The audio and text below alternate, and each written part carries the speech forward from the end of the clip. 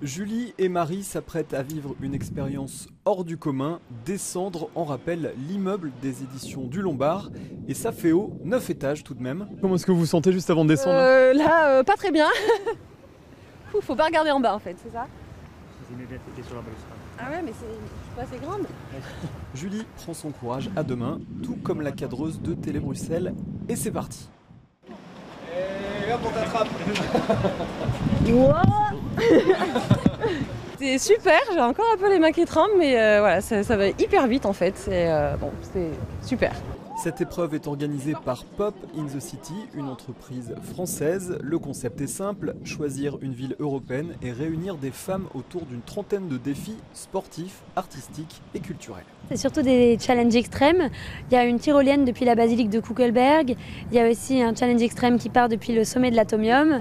Il y a aussi de la spéléologie à la basilique. C'est réservé aux femmes parce que nous, on avait participé à beaucoup de courses. Et on s'est rendu compte que dans les courses mixtes, c'était en premier lieu souvent les hommes qui gagnaient. Et en second lieu, c'était vraiment la performance sportive qui primait. C'est la fin de l'après-midi. Après 6 défis relevés, Julie et Marie franchissent enfin la ligne d'arrivée au Parc Royal. On a fait 2 épreuves extrêmes, donc ça c'était super. Ouais, c'était bien, c'est vraiment sympa là, de descendre comme ça du toit de la cathédrale. C'était super. Une bonne expérience. Plus de 600 femmes venues de Belgique et de France ont participé à Pop in the City à Bruxelles.